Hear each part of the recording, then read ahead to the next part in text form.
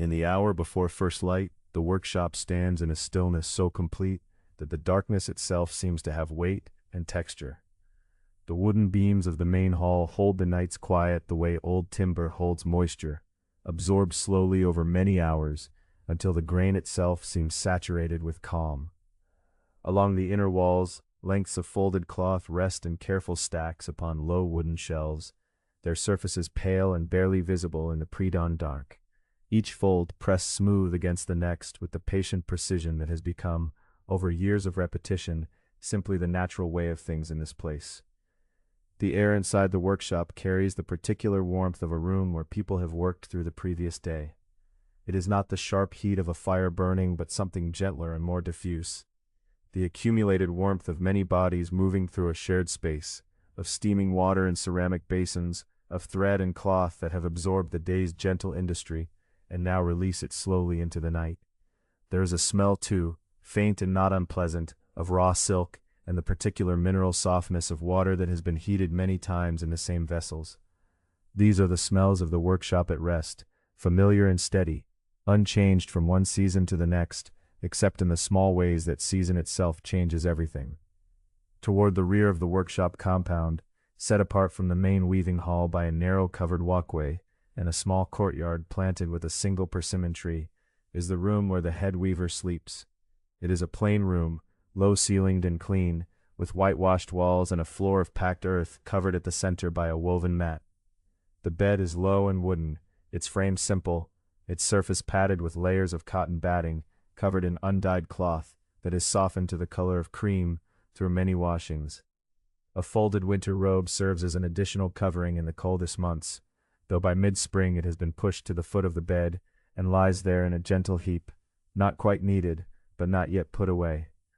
The head weaver has been waking before dawn for so long that the hour has become its own quiet signal in the body, as reliable as any bell. There is no sudden movement, no startled waking, only a gradual return to awareness, like a landscape slowly emerging from fog. For a moment the weaver lies still, listening. There is almost nothing to hear, the faint movement of air through the compound, the distant sound of a dog somewhere in the city beyond the workshop walls, the small settling sounds that old wooden buildings make in the cool hours before dawn. These sounds are familiar enough to be no sounds at all, simply the texture of the morning, before the morning has properly begun, with the unhurried movement of someone who has learned not to rush the body in its first moments of waking. The head weaver sits up, swings both feet to the mat, and rests there for a moment in the dark. The room is cool but not cold.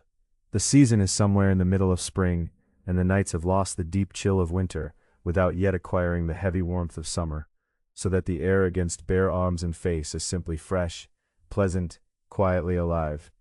A small oil lamp sits on a low table beside the bed, and beside it a flint striking and a few twists of dried grass kept in a shallow clay dish. The head weaver reaches for these with the confidence of long practice. No need for sight, in a room where every object has its permanent place. The striker makes its sound once and then again, and a small spark catches in the dry grass, which is lifted carefully and held to the lamp's wick. The flame rises, small and steady, and the room assembles itself gently from the darkness. The whitewashed walls, the shelf holding a few ceramic objects and a comb, the robe folded at the foot of the bed, the low table, and the lamp now burning with a warm, even light. On the same table, placed there the evening before, is a covered ceramic cup.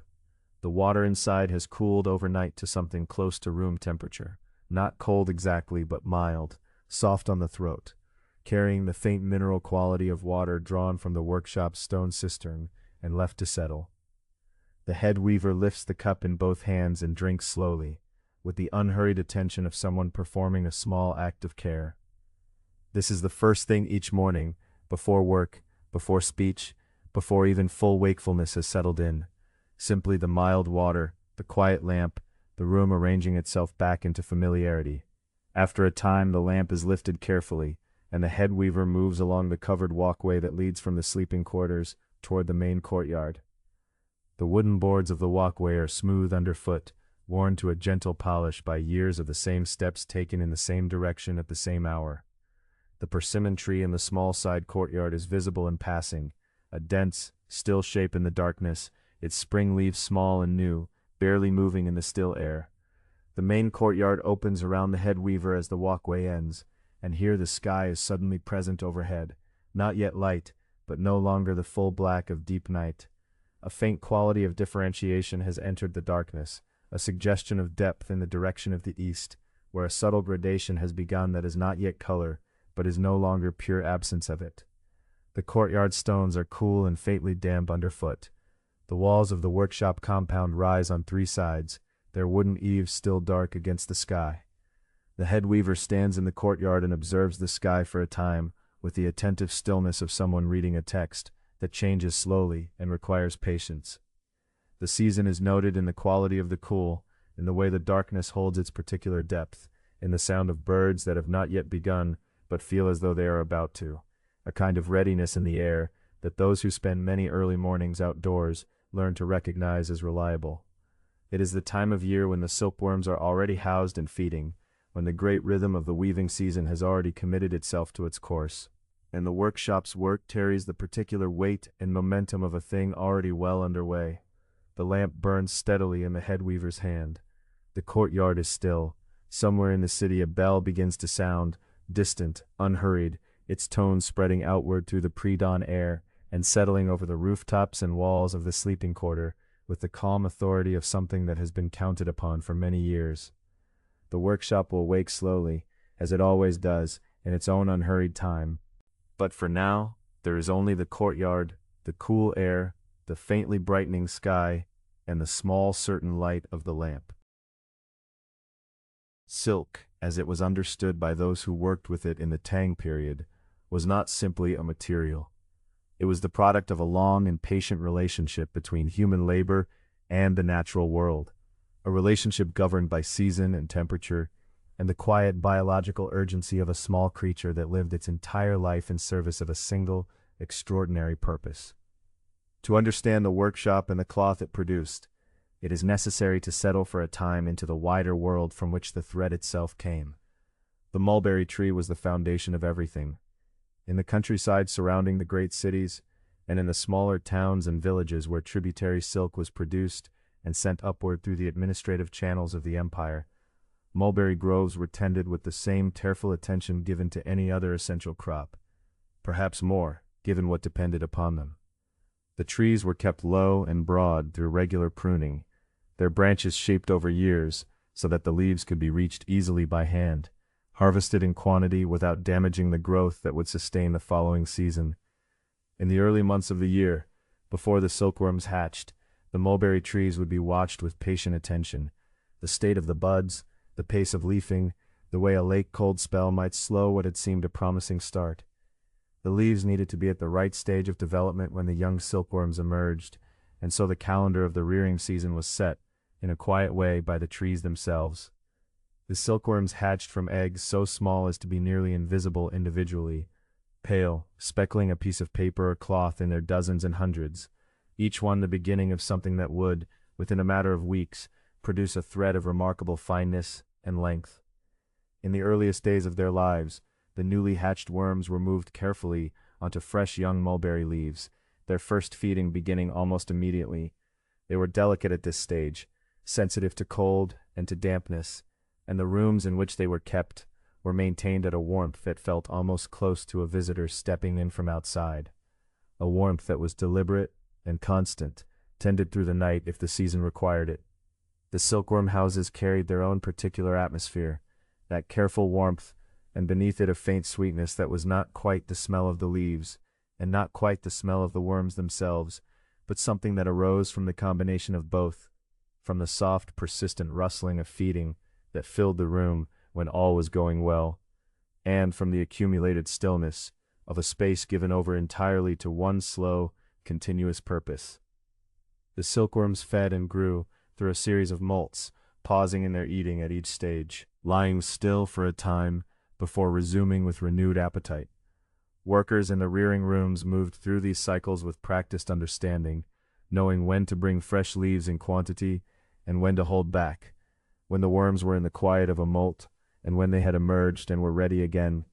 The amount of leaf consumed increased at each stage, so that by the final period of feeding before the spinning began, the demand was considerable, a steady, patient work of harvesting and carrying that occupied many hands through the long days of the rearing season. The sound of a healthy rearing room in full feeding was, it is said, something like the sound of a soft and continuous rain upon leaves, a fine, distributed sound rising from many small mouths at work, steady and unhurried. When the silkworm had completed its final stage of growth, its body would change in ways that an experienced rearer recognized, a slight translucence, a slowing of movement, a searching quality to its behavior. This was the beginning of the spinning. Each worm was moved or moved itself to a small frame or bundle of dry grass where it could begin to lay down the continuous thread of its cocoon, moving in figures of 8, coating the thread in a natural gum called saracen that bound the layers together and hardened as it dried. For several days the spinning continued, the worm working steadily within its growing shell, until the cocoon was complete and the creature inside had transformed into the quiet, waiting form of the pupa.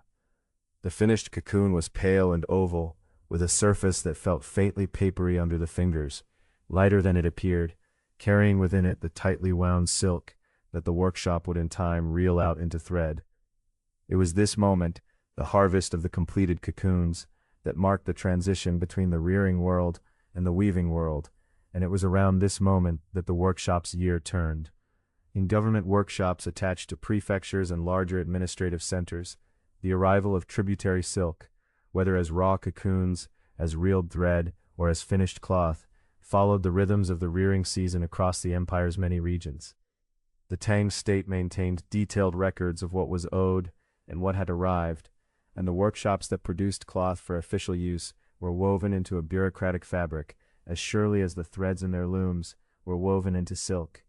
Quotas were recorded, lengths were measured and assessed for quality, and the names of weavers were sometimes attached to their cloth as a form of accountability that connected the individual craftsperson to the larger system of which they were a part.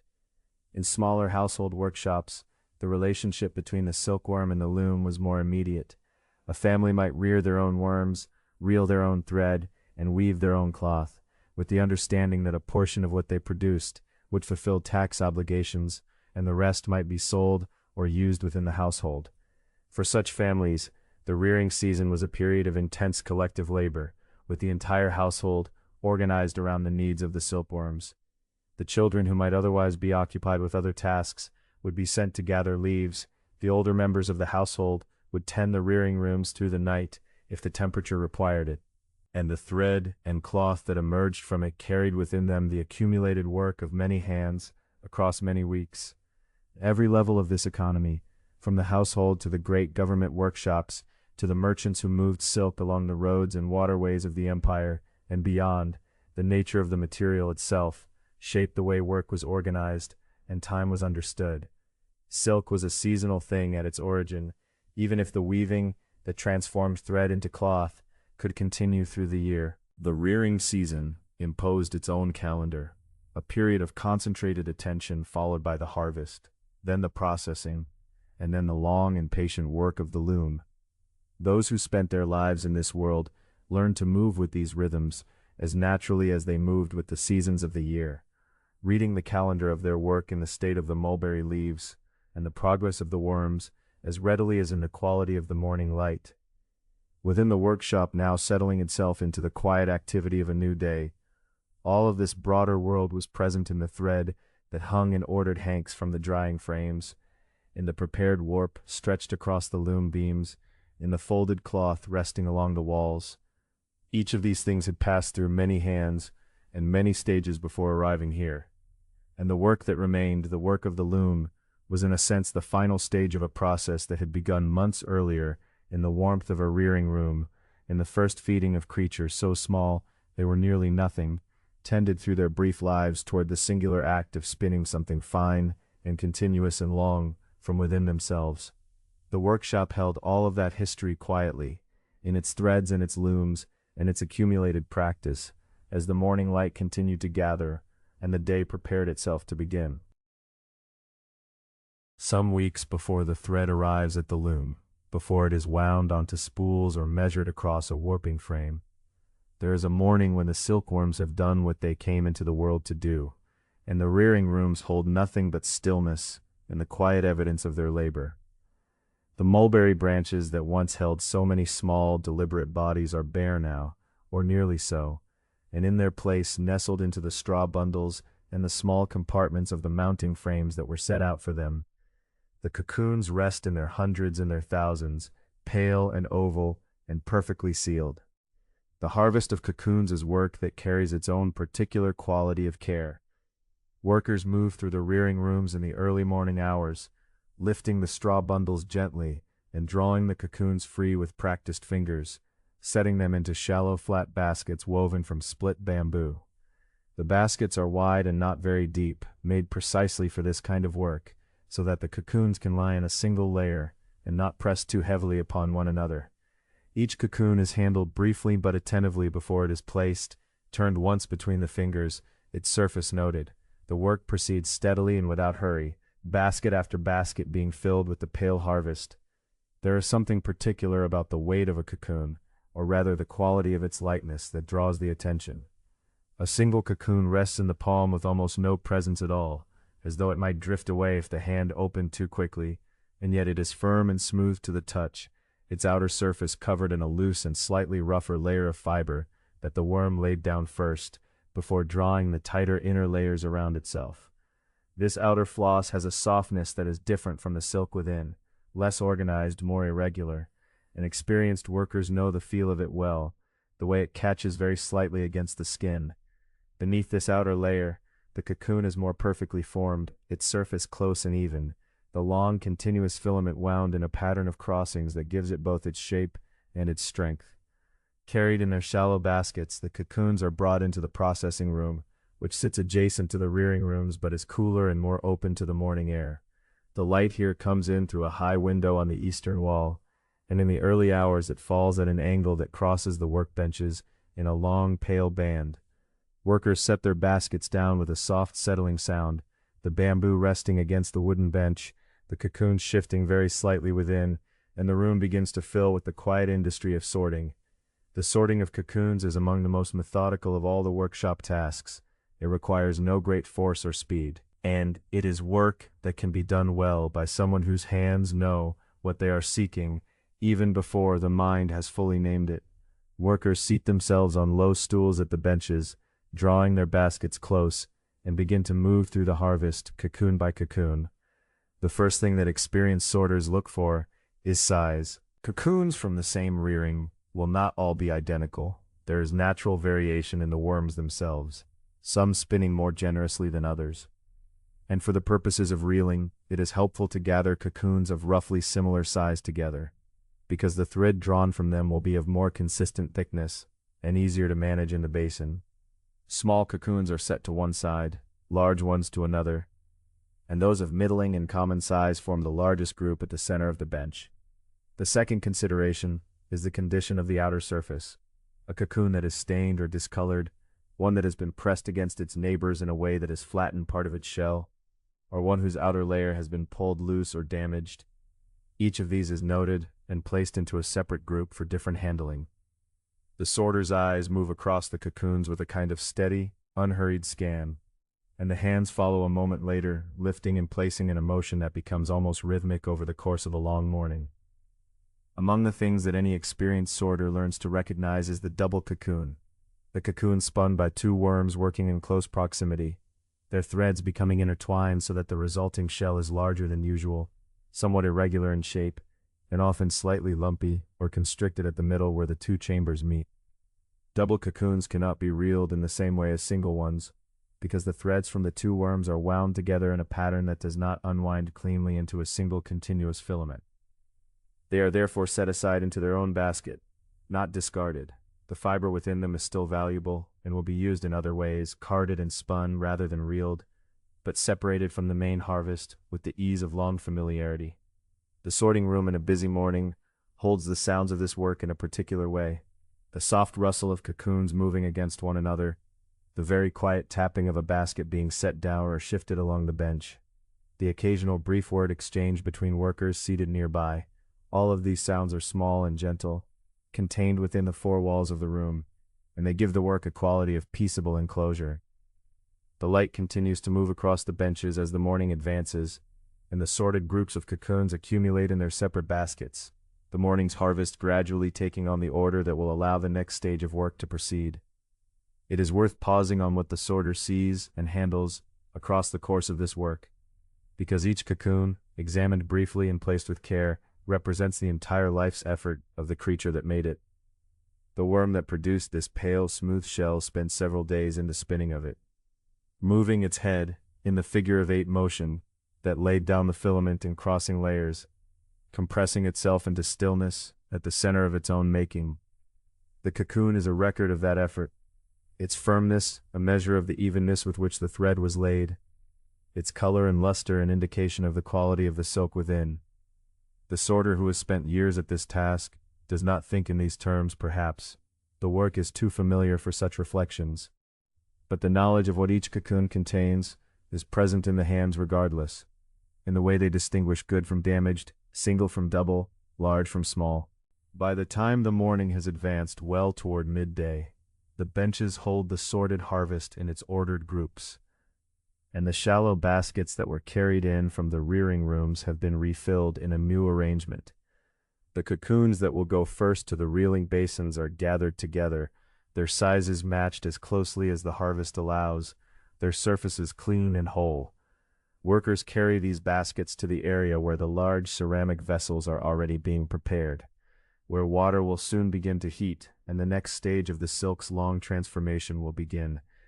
The processing room, for a little while, holds the aftermath of the morning's sorting in a particular quiet. The benches are cleared except for the few cocoons that remained unclassified, sitting in small clusters to be looked at again with fresh eyes. The light from the high window has shifted from its early morning angle to something more direct and even, and in this light the surface of a single cocoon left on the bench catches a faint soft sheen, the outer floss holding the light in an irregular way, the harder inner shell below it giving back a more consistent glow. It is a small thing to notice in the course of a working morning, but the workshop is a place where small things are noticed, where the quality of a surface or the weight of a thread in the hand carries information that the whole day's work depends upon. The cocoons have been gathered and sorted, and the work moves forward, steady and unhurried, as it has through many harvests and many seasons before this one.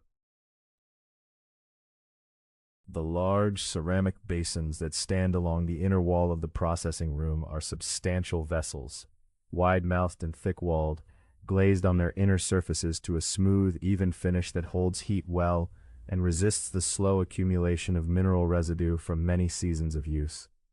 They have been filled with water drawn from the workshop's well, carried in buckets, and poured carefully so as not to disturb the fine layer of sediment that sometimes settles at the bottom. Beneath each basin, a low bed of coals is tended by a worker who moves quietly from one vessel to the next, adding small amounts of fuel and adjusting the airflow so that the temperature of the water rises steadily, without rushing toward a boil, settling instead into a sustained and even heat that will be maintained throughout the morning's work. The water does not boil vigorously in the way it would over a high flame. It moves in the slow, patient way of water that is very hot but held just below the point of rolling. A gentle circulation visible only in the faint shimmer at the surface, the occasional small bubble that rises and dissolves before it fully forms. Steam lifts from the water in soft, unhurried columns, rising toward the high ceiling of the processing room and spreading there in a thin, warm haze. The room fills gradually with this moisture, and the air takes on a quality that is at once gentle and enveloping, the kind of warmth that settles on the skin and the lungs without sharpness, carrying with it a faint sweetness that is particular to this work, the scent released when cocoons are lowered into the heated water, something delicate and slightly vegetal, not unlike the faint perfume of very hot, clean linen, but with an undertone that is entirely its own, the smell of Saracen softening, the silk beginning to give. The cocoons, gathered into shallow baskets from the sorting work of the earlier morning, are now brought to the basins. A worker lifts a small quantity of them in her hands, perhaps a dozen or a little more, and lowers them into the water with care, not dropping them in all at once, but letting them settle, making sure they are fully submerged and not crowded against one another. The cocoons respond to the heat immediately. The outermost layer of loose floss, the wild and irregular fiber that was set aside during sorting and that clings still to some of the shells, absorbs the water and becomes soft, losing its dry lightness and clinging to the surface of the harder inner shell. The Saracen gum that was spun by the silkworm to bind the long continuous filament into its tightly wound structure begins to soften in the heat, and the shells, which were firm and dry when sorted, take on a very slight yielding quality, still holding their oval form, but no longer quite so rigid at the touch. The reelers who work these basins are seated on low wooden stools, positioned close to the water so that their hands can reach the surface without strain. The stool brings them to a height at which the rim of the basin is roughly level with the lower part of the chest, and this posture, slightly forward, arms resting lightly at the wrist on the rim of the vessel, is one that the experienced worker settles into with a kind of ease that comes from many years of repetition. The heat of the water, and the steam rising from it, warm the hands and face throughout the morning, and in the cooler months this is not unwelcome, though in the later warmth of the season the room can become very close, and the workers rest more frequently. Each reeler begins by brushing the surface of the water with a small bundle of thin, stiff fibers, often a bundle of the rough broom corn or a simple tied-together cluster of plant stems, drawing it lightly across the floating cocoons to catch and loosen the outermost free ends of the thread. The filament of a single cocoon is a continuous strand that may extend, if unwound completely without breaking, to a very considerable length, several hundred yards in the case of a strong cocoon from a well-tended silkworm. This thread is too fine on its own for practical use, thinner than the finest hair, nearly transparent in a single strand, visible only when held against the light at just the right angle. The reeler's work is to gather the free ends of several cocoons at once, often anywhere from 5 to 10, depending on the weight of thread desired for the final cloth, and draw them together so that they twist slightly and adhere to one another, the softened Saracen acting as a natural binding agent as the threads are lifted and combined. The drawing begins. The reeler lifts the gathered ends from the surface of the water and passes them upward toward the reel, a simple but precisely made frame of smooth wood mounted above the basin on a stand, arranged so that it can be turned with one hand or in some workshops with a foot-operated treadle that leaves both hands free. The combined threads pass from the water up through a small guiding eye or over a smooth peg and wind onto the reel with each rotation, building gradually into a hank of raw silk thread that grows thicker and more substantial as the morning proceeds. The tension of this drawing is something that takes a long time to learn. Too much pull, and the threads break, leaving a loose end that must be found again in the water and rejoined, losing time and disturbing the evenness of the hank. Too little tension, and the thread wanders on the reel, building unevenly, or the cocoons spin across the surface of the water without properly giving up their filament, tangling against one another. The correct tension is a thing held not in the mind, but in the hands and the wrists, a sensitivity acquired through season after season of work, until it becomes continuous and unconscious, as natural as breathing. The experienced reeler barely looks at her hands. Her attention rests on the water, watching the cocoons as they turn in place, giving up their thread in a slow and steady rotation, each one spinning on its own axis, as the outer layer is drawn off. The translucent quality of the thread, as it rises from the water, is one of the subtler beauties of this stage of the work. In the early morning, when the light from the high windows of the processing room falls at an angle across the basins, the threads that are lifted from the surface become briefly visible, not as something solid, but as a quality of light, a faint line of luminescence rising between the water and the reel, catching the ambient brightness of the room in a way that a dry thread would not. The steam that surrounds the thread in these first inches above the water surface adds to this quality, and the whole movement, the slow rotation of the floating cocoons, the rising thread, the steady turning of the reel, has a calm and hypnotic quality that is easy to simply watch for a long time without any particular thought. When a cocoon runs out, having given up all or nearly all of its outer filament, the empty shell, pale, papery, translucent now and very light, rises to the surface of the water, or is drawn up toward the guide. The reeler notices this by the slight change in tension in the combined thread, a delicate lessening that her hands register before her eyes have found the cause. She reaches into the water and adds a fresh cocoon to replace the one that is finished, finding the free end and joining it to the existing thread with a practiced motion so smooth and quick that the rotation of the reel barely slows. The new cocoon takes its place among the others, and the even work continues. The empty pupil casings, small and soft and quite weightless once the silk has been drawn away, are collected in a separate vessel at the side of the basin.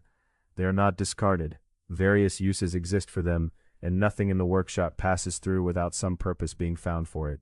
But for the moment, they accumulate quietly, and the reeler does not pause for them. The reel turns, the thread builds, the steam continues to rise in its gentle way, and the sweetness in the air deepens slightly as the morning advances and more cocoons give up their substance to the warm water. The sound of the room is not silence, but something close to it, the very faint whisper of thread on the guide, the soft turn of the reel's axle in its support, the occasional small sound of water adjusting in the basin. The workers at their stools move only as much as is necessary, their breathing easy and slow, their attention distributed softly between the water and the reel and the thread that connects them. Outside the processing room, the rest of the workshop moves through its own morning, but here, in the warmth and the rising steam, time passes in the particular way it does when the hands are fully occupied with something fine and continuous, something that asks for steadiness above all else. The raw silk accumulates on its reels, pale and lustrous, still carrying within it a trace of the warmth and faint sweetness of the water from which it came. When the reels have turned long enough, and the hanks of raw silk have grown to their proper fullness, they are lifted free and carried to the next stage of their preparation.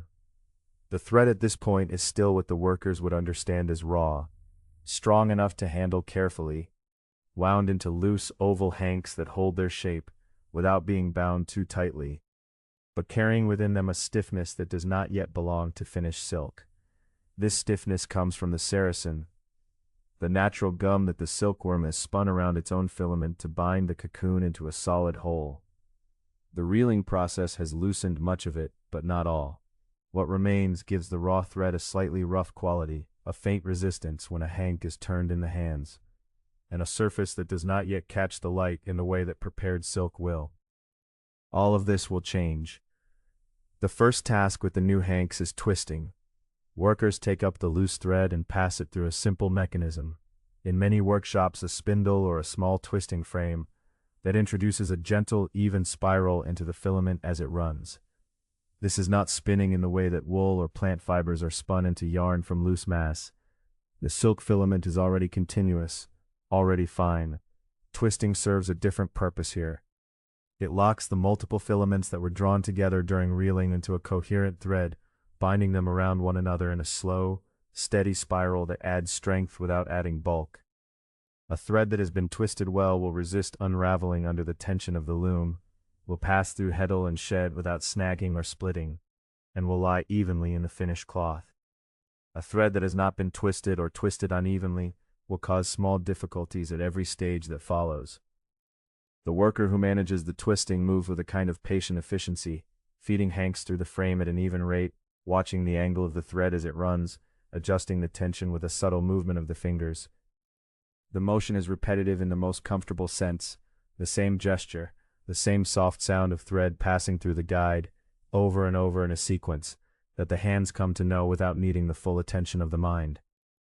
The morning light, which is still arriving at an angle through the high openings in the workshop walls, falls across the twisting frame, and picks out the faint sheen of thread, even in its raw state, even before the gum has been fully removed. After twisting, the hanks are returned to hot water. This second immersion is the degumming bath, and it is in some respects the most transformative step the thread will undergo before it reaches the loom. The bath is maintained at a temperature that is steady and significant, but not violent, hot enough to soften and dissolve the remaining saracen, gentle enough not to damage the delicate fibroin filament beneath. In many workshops, a mild alkaline substance is added to the water to assist this process, and the combination of heat and mild chemistry works slowly and thoroughly to strip away what the silkworm laid down as protection and binding. What is being removed is not waste in any careless sense.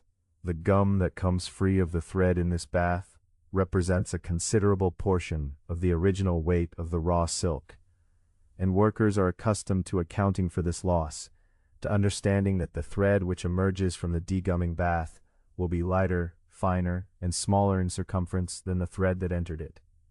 The hanks float in the ceramic basin with a kind of heaviness that will soon pass, turning slowly where the current in the water moves them.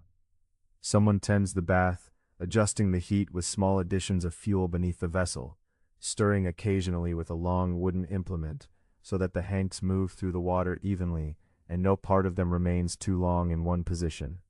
The steam that rises from this bath is lighter and less sweet than the steam of the reeling room, carrying instead a faint, clean sharpness from the water's composition, and the dissolved gum releasing into it.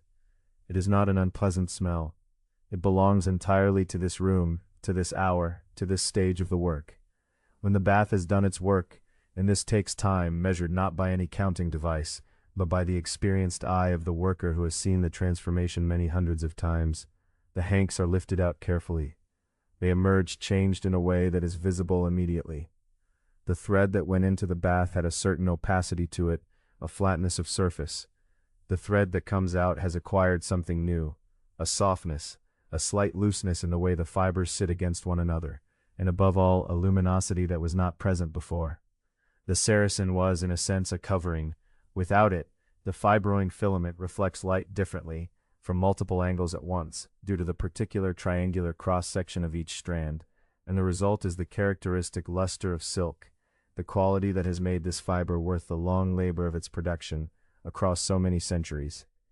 The wet hanks are rinsed in clean water, gently pressed, and laid out to shed their excess moisture. Workers handle them with a careful, almost reverential slowness, knowing that wet silk at this stage is at its most delicate, most susceptible to distortion if pulled unevenly or hung carelessly. Low drying frames are used in some workshops, or wooden rods set in pairs close together, so that the hank rests over them without stretching under its own weight. In the early morning air of the courtyard or the inner room, the hanks lose their moisture slowly, and as they dry, the sheen intensifies, settles, becomes the thing that the thread will carry all the way to the finished cloth. The sorting that follows is quiet work, well suited to the particular quality of morning light that fills the workshop as the day moves past its earliest hour. Workers carry the dried hanks to a low table or frame where the light falls across them without obstruction, and here the thread is examined and arranged by gradations of weight and quality that the experienced hand can feel as much as the eye can see. A finer thread is lighter across the palm, more translucent when held up to the light. A thread of greater weight has a slightly different drape when a hank is lifted from the surface and allowed to fall. Subtle differences in the color of the raw fiber, for silk even before dyeing, is not perfectly uniform, but shades from the clearest white through faint creams and very pale yellows, depending on the race of silkworm and the qualities of the rearing season, are also noted and grouped. Workers lay the sorted hanks across the low frames in loose, orderly rows, setting similar weights and qualities together without hurry. There is not much talking during this stage.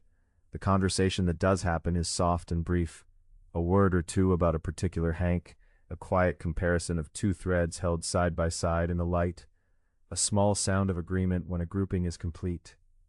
The movements of the hands during sorting are among the most unhurried of any in the workshop, because this is work that asks for patience above efficiency. A hank that has been sorted to the wrong group will cause small difficulties for the dyer and the weaver that follow, and so the sorter takes time, holds threads gently, returns to earlier decisions without frustration, moves through the growing arrangement on the frame with the ease of someone who understands that the care invested here is simply part of the cloth's long becoming. When the light shifts and a hank of thread is turned slowly in the hands near an open window, the degummed silk catches it in a way that is difficult to account for in simple terms. The surface seems to hold the light and release it unevenly, sending it back from different angles in a way that gives the thread an interior quality, a depth that a duller fiber does not have. The workers who perform this sorting every morning are long accustomed to this quality, but it does not seem to become invisible to them with familiarity. The hands that hold the thread handle it with a continuing attentiveness that has something of appreciation in it, a recognition, however habitual, that the material passing through the fingers has arrived at its present condition through many careful stages, and is now ready, with its sorting completed, to receive the color that will become the cloth's first visible identity. Across a low internal wall from the sorting room, reached by a short covered passage that runs between two sections of the workshop compound, the dye room occupies a space that announces itself gradually and from some distance. The air in the passage carries the first suggestion of it, a warmth that is not quite the warmth of the rest of the building, something more persistent and wet at its edges, and beneath that warmth a layering of smells that is neither unpleasant nor easy to describe precisely. There is something vegetal in it, something mineral, something faintly sweet and something faintly sharp, all of it softened by steam and by the general dampness that clings to the walls of the room itself. The dye room is built to hold heat. Its walls are thick, its small windows placed high, and the floor around the large ceramic vessels is worn smooth from years of careful movement. Workers stepping deliberately around the vessels, managing the difficult combination of weight and temperature and precision that dyeing requires. The vessels themselves are substantial objects, wide-mouthed and deep-bellied, set into raised platforms of packed earth and stone that allow small fires to be maintained beneath them with control. A skilled dyer learns the fires as much as the dyes, learns how much fuel to add and when, how to reduce heat without extinguishing the flame entirely, how to read the movement of the liquid surface to know whether the temperature has climbed or fallen from the point that will yield the truest color. In the Tang workshop, the range of colors available to dyers is considerable, grown from centuries of accumulated knowledge about which plants, minerals, and mordants could be coaxed into producing reliable and lasting hues. Among the most important is indigo, drawn from the leaves of plants that have been processed into a dark, crumbling cake of concentrated colorant.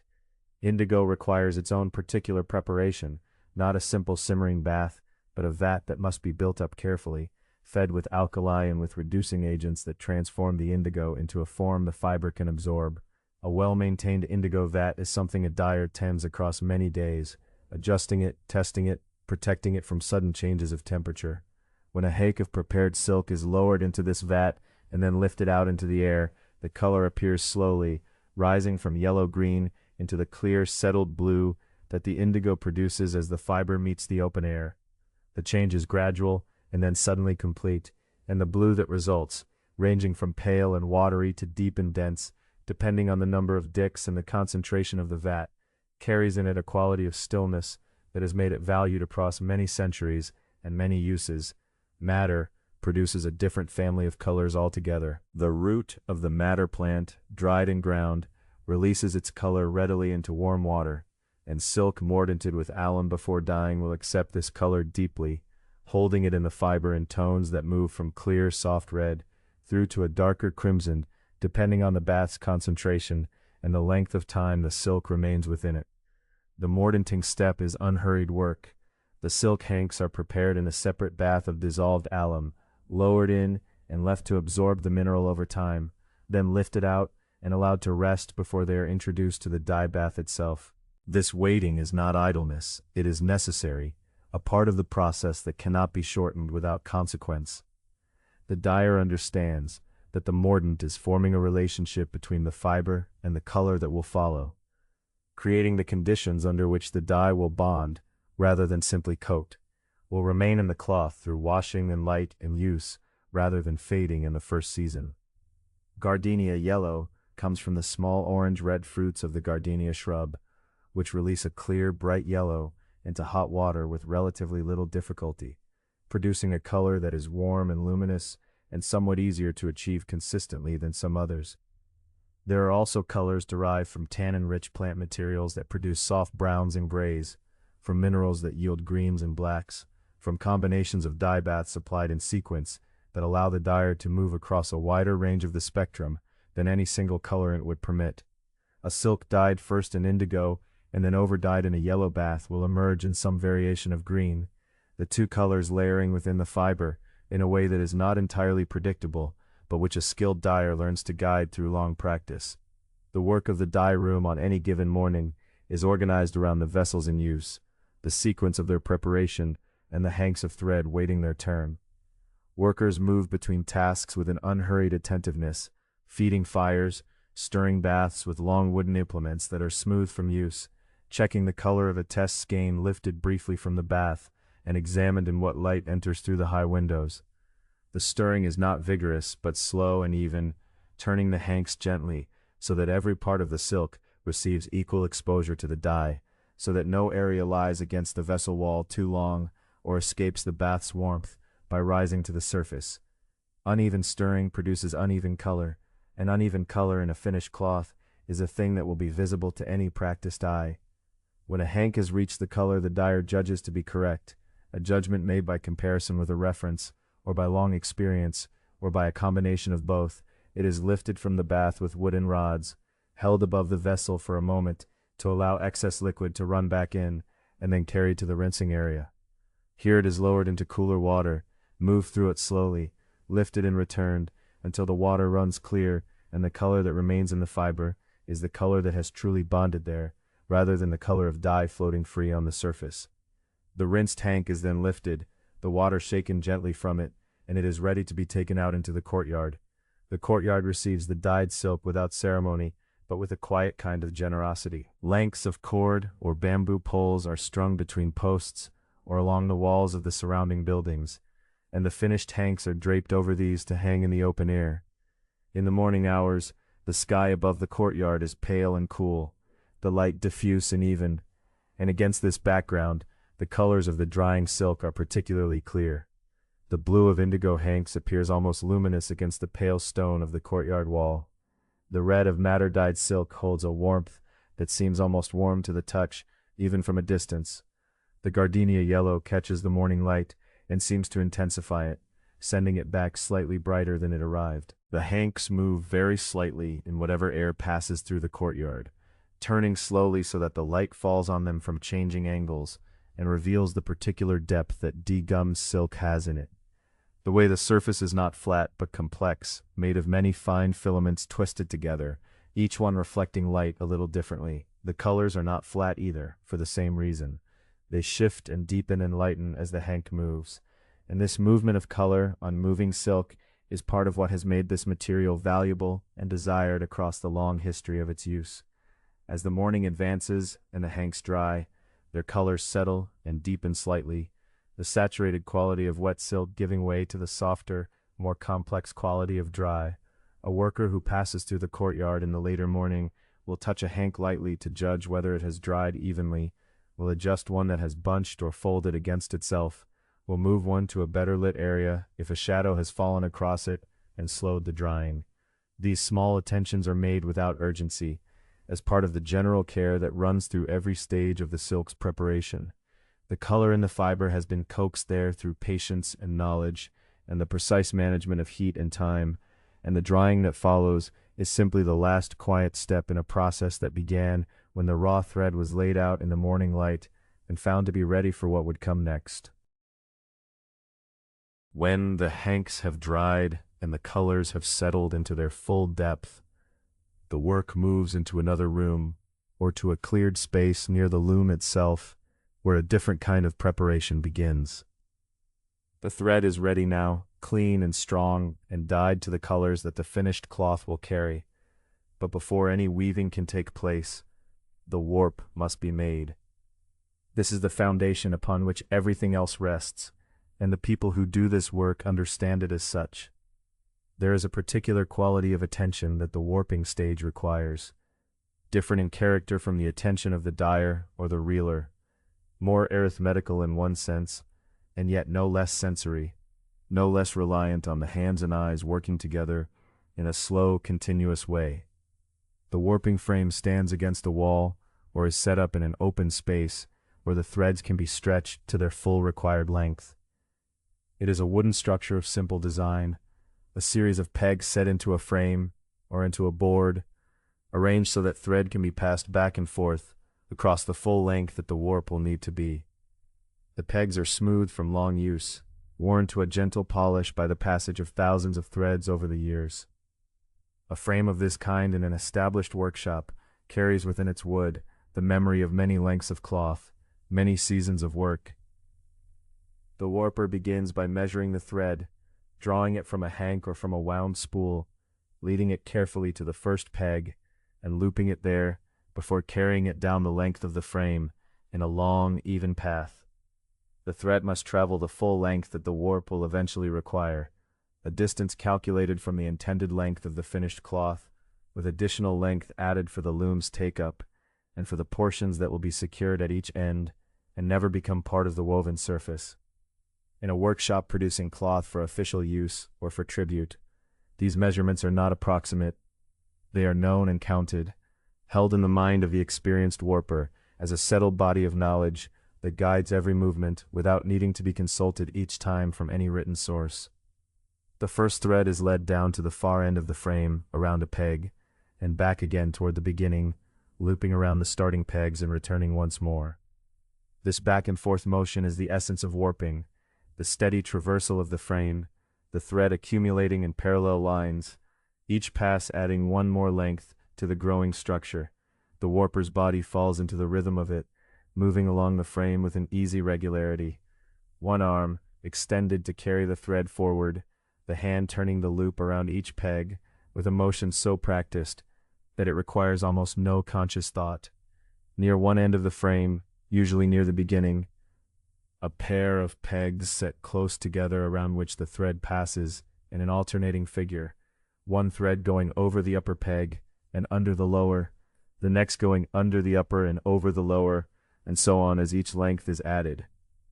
This cross is perhaps the most important element of the entire warping process, for it is what preserves the order of the threads and keeps them from tangling when the warp is eventually taken from the frame and carried to the loom. Without the cross, the hundreds of parallel threads that make up a warp, sometimes several hundred, sometimes more for a wide or densely woven cloth, would shift and intermingle, and the careful order established during warping would be lost. With it, each thread remains in its proper place, and the warp can be handled, wound, and transferred while retaining the sequence that makes it possible to thread the heddles correctly. The warper tends the cross with particular care, watching that each thread passes on the correct side of each peg, feeling for any irregularity in the alternation with the fingertips if the light is not sufficient to see clearly. When the shed cross is correct, there is a satisfying precision to it, the threads lying in two clean layers, each one distinguishable from the next, the whole structure orderly and transparent in its logic. As the warping continues, the frame gradually fills with thread. The parallel lines accumulate, each one lying close beside the last, the colors appearing in whatever sequence the finished pattern requires, perhaps long runs of a single color, if the cloth is to be plain or simply striped, perhaps a more complex alternation of colors, if the cloth is to be woven with a figured or twill structure that calls for the warp itself to be varied. In some workshops producing brocade or complex patterned silks, the arrangement of warp colors is itself a kind of preliminary encoding of the finished design, and the warper works from a mental picture or from guidance given by the master weaver, laying the colors in with an attention that is essentially the beginning of the pattern itself. The counting is constant and quiet. The warper keeps a running tally of the threads added, often using a small counting tool or simply the memory of the hands, which have learned through repetition to feel the accumulation of threads in groups. A warp of several hundred ends, as the individual threads are sometimes called, must come out to the correct total, neither short nor over, because the width and density of the finished cloth depend upon it. A cloth intended to be of a certain width, at a certain weave density, requires exactly the number of warp ends that the calculation demands, and the warper moves through the work with this number as a quiet constant in the background of the mind. There is something restful, for those who do this work with any regularity, in the repetitive traversal of the frame. The body finds its pace, the arms swing in an easy arc, the thread flows smoothly from the supply and settles into place on the frame with a faint whisper of motion. The room around the warper is quiet, or holds only the soft sounds of other work being done nearby. The light falls across the frame and makes the threads visible as a growing structure, the parallel lines catching the light along their lengths and giving the whole surface a soft, even sheen. If the threads are of different colors, the frame becomes gradually more beautiful as the work progresses, the colors lying side by side in their ordered arrangement, the finished portion of the warp expressing the visual logic that will eventually appear in the cloth. When the full count is reached, the last thread is secured at the final peg, and the warper pauses to inspect the work, running a hand gently over the surface of the wound threads to feel for any that have crossed or slipped out of order, checking the cross at the beginning to confirm that it remains clean and correctly made, looking along the length of the frame to see that the tension is even from one end to the other. Threads that are too tightly wound will behave differently during weaving from those that are too loosely set, and an uneven tension in the warp will show in the finished cloth in ways that cannot always be corrected later. The inspection is therefore not a formality, but a genuine and necessary final check before the warp is taken from the frame. The removal itself is a careful operation. The cross is secured with a length of cord looped through the 2 layers of thread, so that the order established there will not be disturbed when the pegs are removed. The warp is then wound carefully, the long chain of looped threads folded upon itself in a controlled bundle that can be carried to the loom without twisting or tangling. The warper lifts this bundle with both hands, the accumulated weight of all those measured threads settling into the arms, and carries it across the workshop to where the loom stands waiting. This transfer from the frame to the loom is the moment when one stage of the work ends and another begins. The warp that has been made with such care and counting will be spread across the loom's beam, threaded through the heddles in a process that requires its own patience and precision, and drawn forward to become the foundation on which the shuttle will eventually pass and the pattern will eventually rise. But for now, in this quiet moment of carrying, the warp is simple itself, a long, ordered, patient structure made of thread that was once a cocoon, and before that a leaf, and before that a morning in a mulberry grove when the season was still new. The loom stands at the center of the workshop's working life, the way a large and patient tree stands at the center of a courtyard, not drawing attention to itself, but organizing everything around it by its simple presence. In the government workshops of the Tang period, these were not small or simple devices.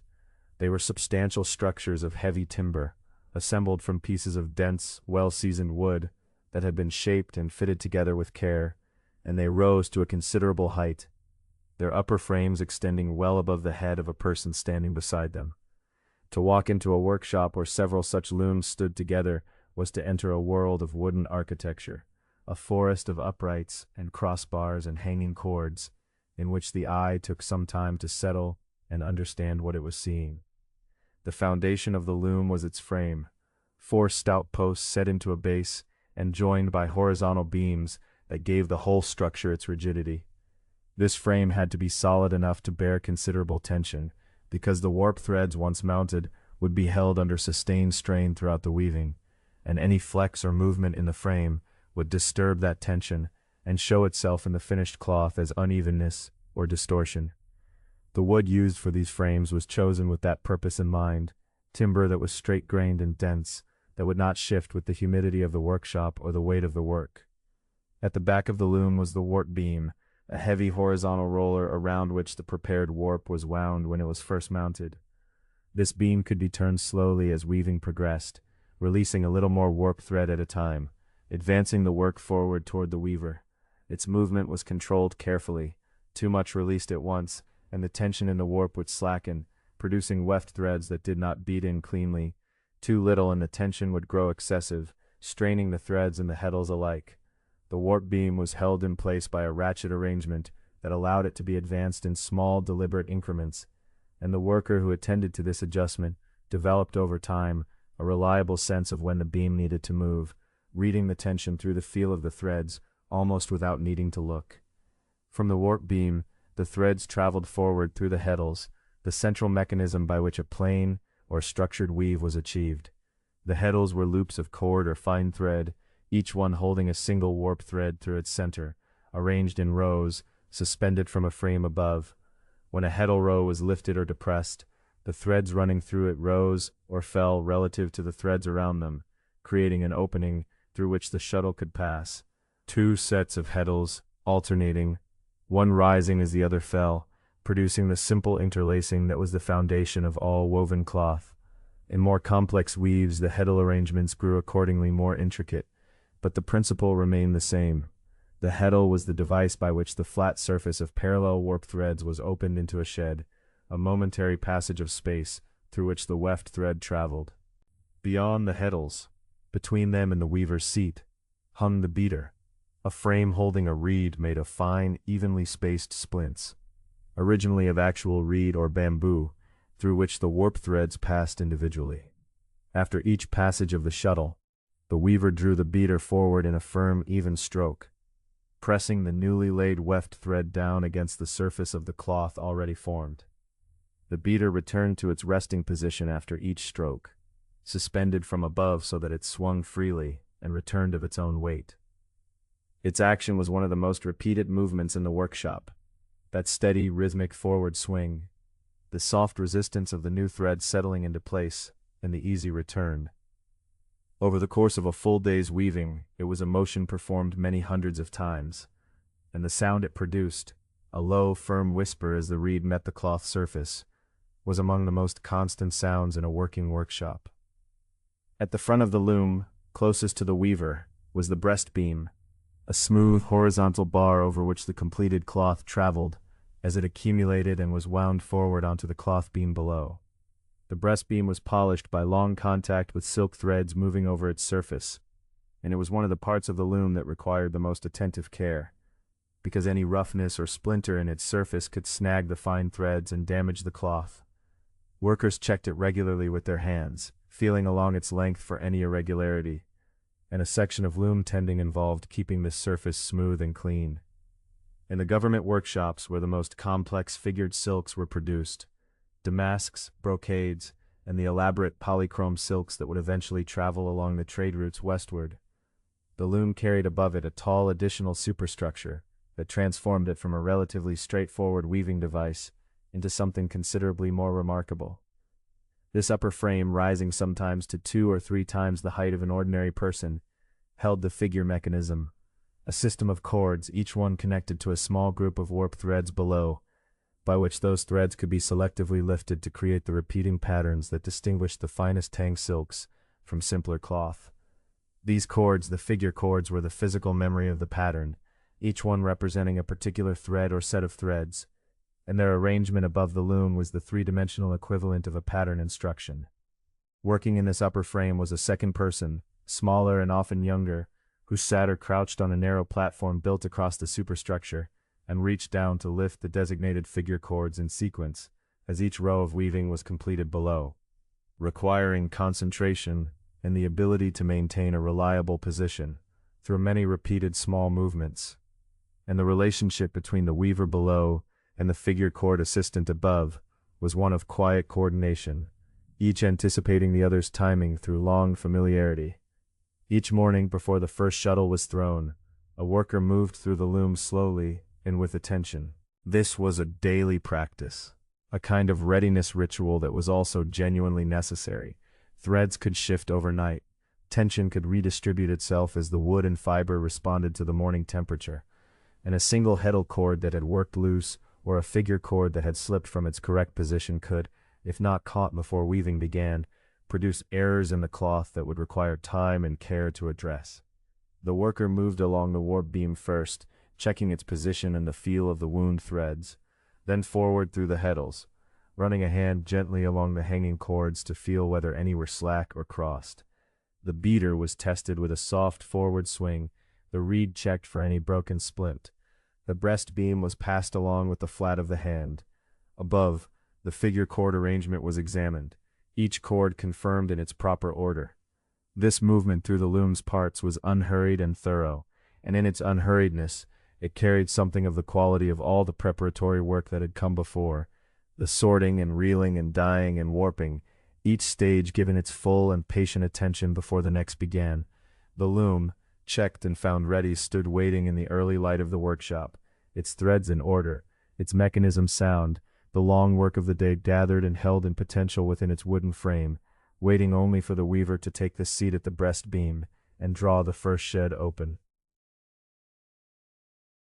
Before the weaver took that seat, however, there was one further act of preparation that the morning required, and it was in some ways the most deliberate and internally demanding of all the tasks that had been carried out since the lamp was first lit. The pattern had to be read, confirmed, and set in order. For the simplest woven structures, the arrangement of the heddles was sufficient to produce the cloth.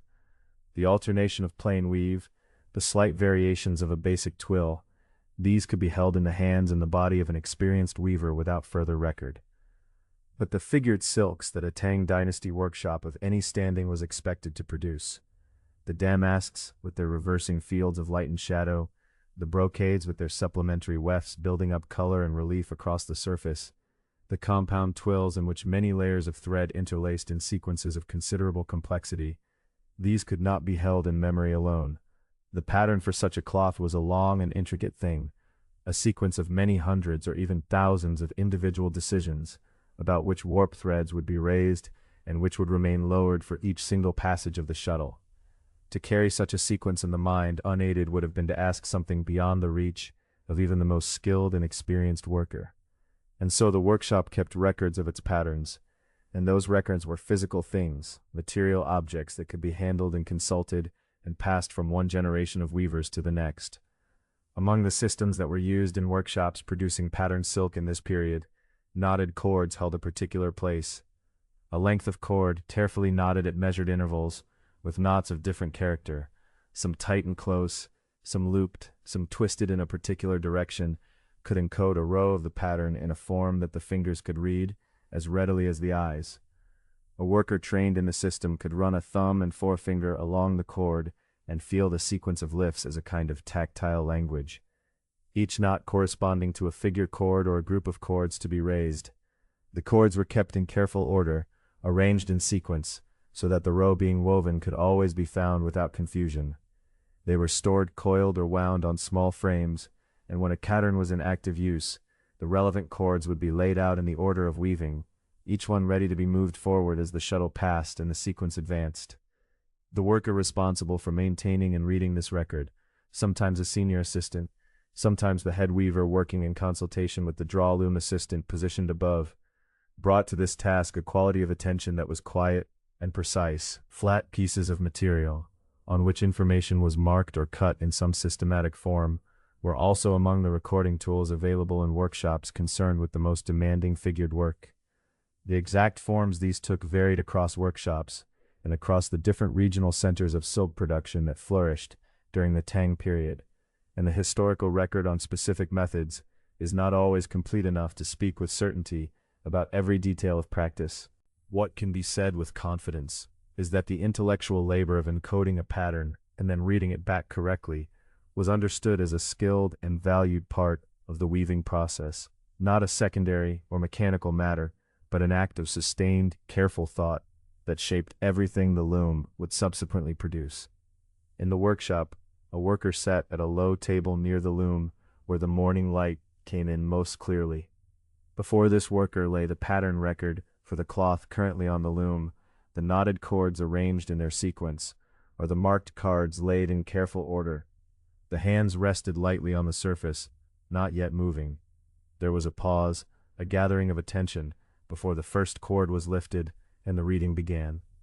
The process of consulting the pattern record and translating it into the correct arrangement of figure cords above the loom was not done in haste. Each row of the pattern called for a specific set of figure cords to be lifted, and those cords, as described in the previous chapter's account of the loom structure, passed down through the tall superstructure and connected ultimately to specific groups of warp threads. A mistake in reading, a cord read in the wrong direction, a knot misidentified in poor light, would mean a row woven incorrectly, and in the close interlacing of a compound twill or a fine damask, a single incorrect row could produce a visible fault in the pattern that would be very difficult to correct after the fact. The care that the worker brought to reading was therefore not excessive, but proportionate to what was at stake. The knotted cords were read slowly, the fingers moving from knot to knot with a deliberateness that was almost meditative. Each knot was a decision, already made by whoever had first encoded the pattern, a designer working from a drawn cartoon perhaps, or a senior weaver translating an established and repeated design into its cord notation, and the reader's task was to receive that decision faithfully and pass it forward into the action of the loom. In this way, the pattern record carried within it the thought of someone who might not be present, might indeed have worked generations before. A well-made pattern notation for a popular design could remain in use for many years, consulted morning after morning, the cords growing smooth with handling. There was something in the texture of this work, the close attention, the slow movement of the fingers, the long, disciplined stillness of the body at the table, that resembled the work of a scholar with a text, though it required no literacy in the literary sense, and was entirely its own form of knowledge.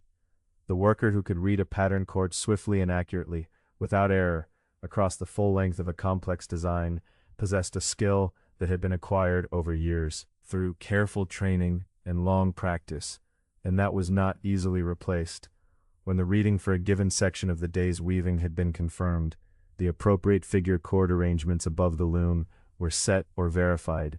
This might involve moving small markers, adjusting the order in which the draw loom assistant above would take up the cords, or simply confirming that what had been set the previous evening remained correct. The draw loom assistant, often a younger worker, sometimes a child of the household in smaller workshops, seated on the platform high up in the loom's superstructure, would also have some familiarity with the sequence, enough to know if something seemed out of order.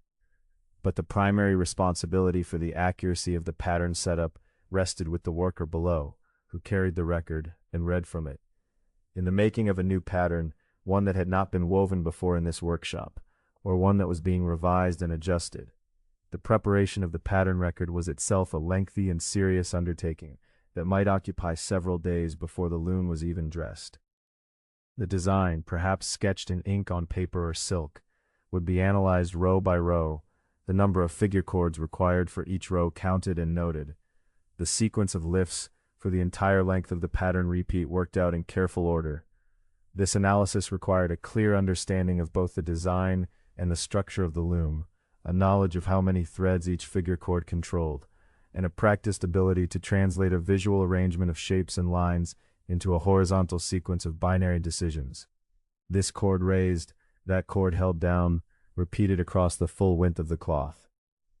The person capable of performing this analysis and encoding it accurately into a cord record was among the most knowledgeable workers in any workshop, and their work sat at the intersection of design, mathematics, and technical craft in a way that was rarely made explicit, but was nonetheless real. The pattern, once encoded and stored, became a form of memory that outlasted any individual worker's recollection, a record that the cloth itself would eventually make visible in color and texture and light. In the morning quiet of the workshop, with the loom standing ready and the first duties of the day nearly complete, this preparation of the pattern reached its end. The cords lay in order, the figure cord arrangement above had been checked. The worker at the table ran a thumb once more along the first knotted cord of the day's sequence, feeling the familiar texture of its notation, and was satisfied. The reading was correct, the sequence was clear. Everything that the cloth would become in the next few hours of weaving was already, in a sense, decided, held in the knotted record, waiting to pass through the hands of the worker and the drawling assistant and the weaver into the gathering structure of the threads on the loom. The morning had reached the moment of beginning, and all that remained was to bring the pattern from its cord and its memory out into the slow, patient, rhythmic life of the weaving itself. The weaver settled onto the low bench at the breast beam with the ease of long habit, adjusting the position of the body the way one might arrange a familiar object, without thought, without hurry, simply finding the posture that the work required and that the years had made comfortable. The bench was worn smooth at the seat and slightly along the front edge, where hands had rested during the countless pauses of countless mornings. The cloth beam lay just beyond arm's reach, and the small accumulation of finished cloth from the previous day was wound there neatly, its edge clean and straight, ready to receive what this morning would add to it. Above, on the narrow platform built into the tall superstructure of the draw loom, the draw girl had already taken her place. She was perhaps 12 or 13 years of age, and had been working at this particular loom for several months, long enough that her hands knew the general arrangement of the figure cords, even before she looked to confirm them. She sat with her legs folded to one side, the gathered bundles of figure cords arrayed before her, according to the order established during the morning's preparation. Below, the weaver glanced upward once, a brief confirming look, and the draw girl gave a small nod in return. The knotted sequence cord lay across her knee, and her fingers rested lightly on the first bundle in the sequence.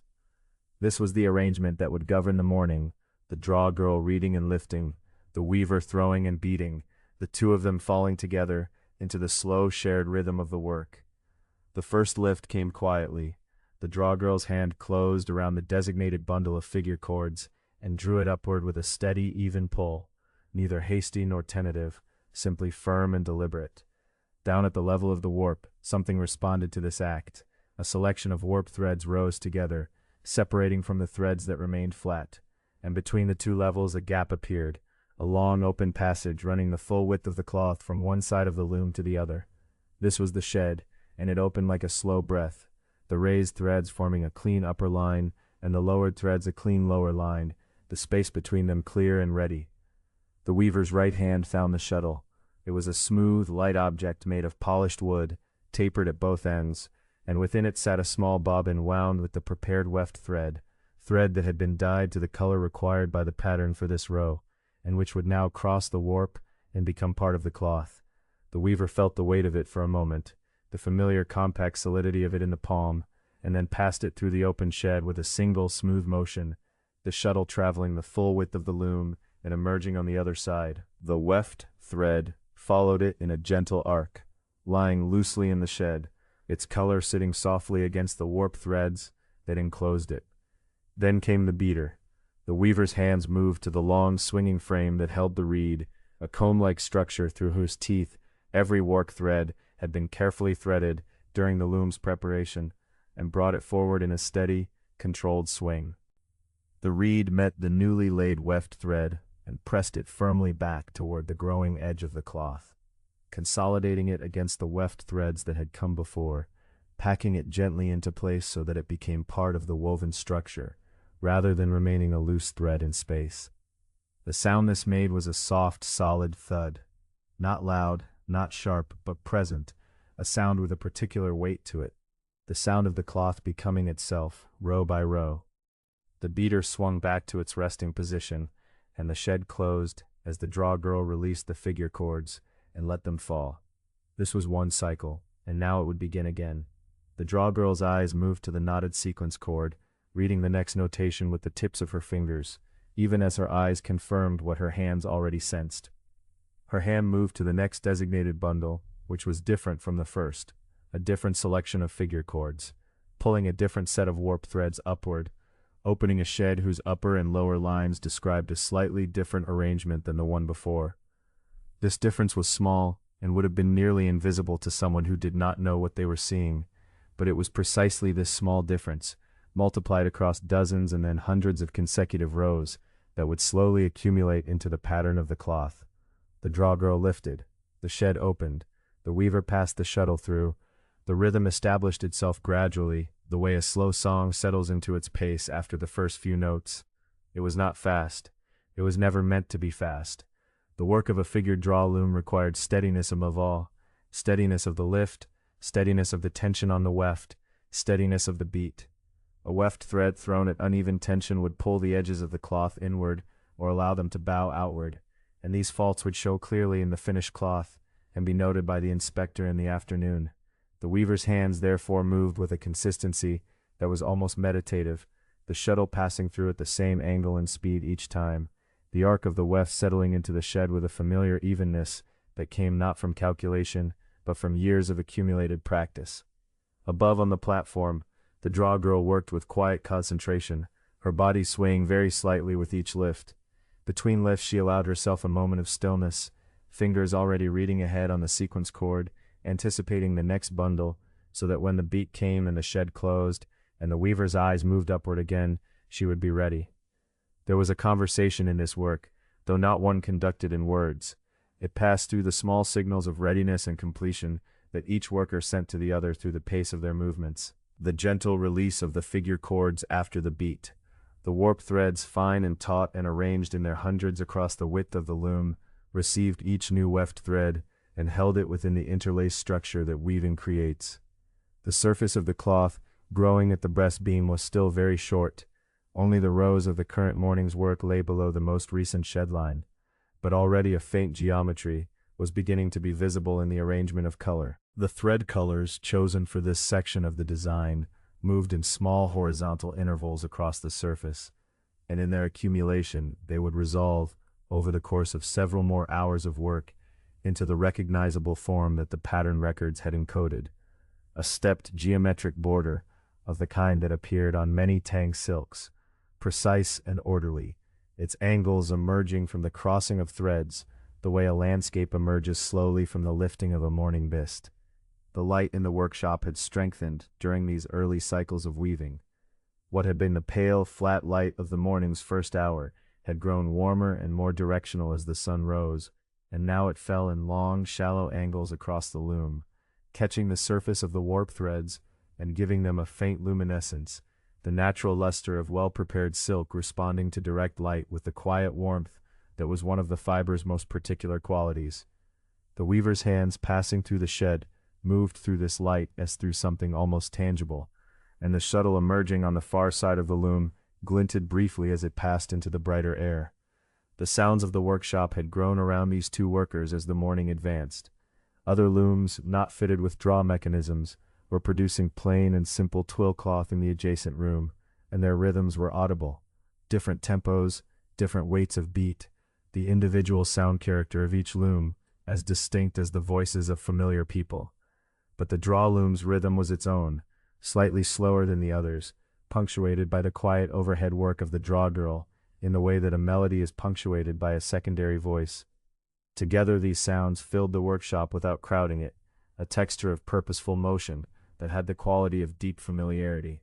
The weaver did not count the rows consciously, though some part of the experienced body always knew how many cycles had passed, how far the morning had progressed, how much of the pattern remained ahead.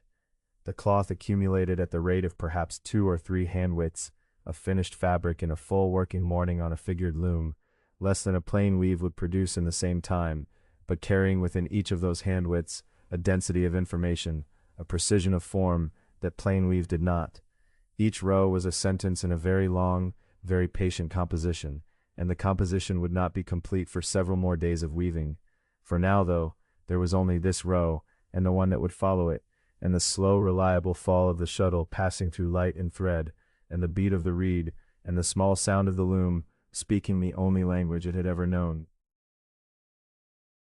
Around the midday hour, when the light coming through the high workshop windows had shifted from its slanted morning angle to something more direct and even, the looms grew quiet one by one. The shuttle was caught and set aside. The draw girl climbed carefully down from her platform. The weaver's foot lifted from the treadle and rested flat on the floor. These were not abrupt cessations, but gradual ones, each worker finishing the row in progress before allowing the rhythm to stop, so that the quieting of the room was itself measured and unhurried, the way a long breath slowly releases.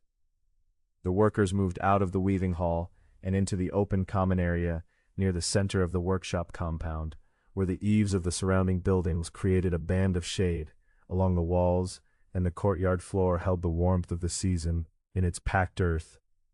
Simple wooden benches and low tables had been set out, or had always stood there, worn smooth with long use. A cooking area nearby had been tended through the earlier part of the morning by workers whose tasks that day kept them closer to the preparation and finishing rooms, rather than the looms, and from it came the smell of grains simmering in water, of vegetables softened in a clay pot over charcoal, of the clean, faint bitterness of cooked greens. The meal was simple and sufficient. Ceramic bowls were filled with rice or millet porridge, with braised vegetables, with a small portion of preserved vegetables whose saltiness offered contrast to the mild grain. Chopsticks rested across the rim of each bowl, while workers settled into their places. There was no ceremony to the eating, but neither was there any haste. Workers sat in the loose configurations that habit and familiarity had arranged over time. Older weavers near the wall where the shade was deepest, younger workers a little more toward the light, and the children and apprentices finding places at the edges, close enough to listen without intruding. The food was lifted to the mouth steadily and without urgency, and the bowls were refilled from the central vessels without particular comment.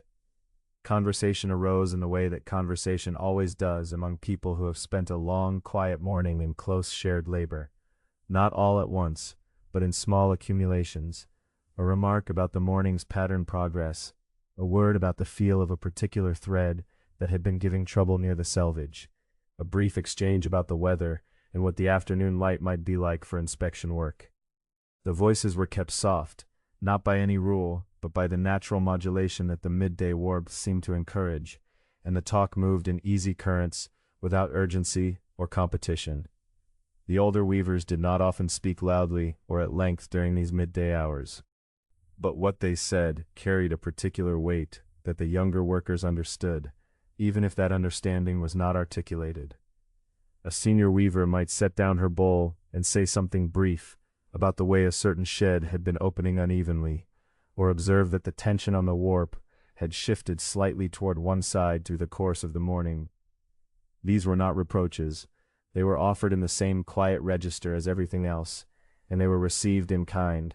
A nod, a murmur of acknowledgement, a mental note made without self-consciousness. This was one of the principal ways in which knowledge moved through the workshop, and it moved slowly, by design and by nature.